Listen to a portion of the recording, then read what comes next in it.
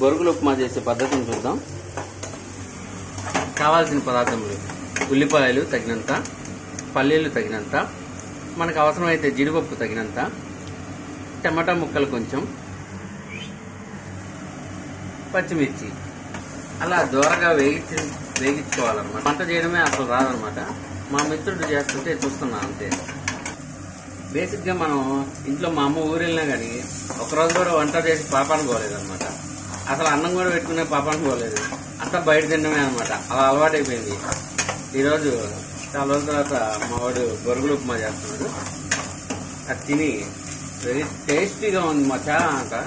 టమాటా వేసాడు, మర్చిపోయిన టమాటా వేసాడు మా వాడు. అంతలోకి మా వాడు ఆ బొరుగులు ఉప్మా అయ్యే లోపల 4 జీడిపప్పులు లాగిస్తుంటా.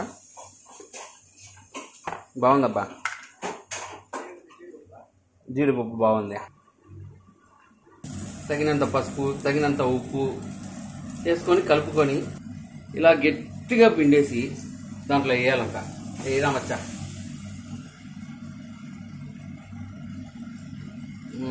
అది లెక్క.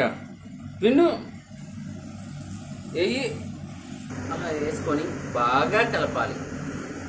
చుట్టుమెత్తంగా బాగా కలిపి చివరగా అలా కొత్తిమీర చల్లుకొని లాగిచ్చేయడమే.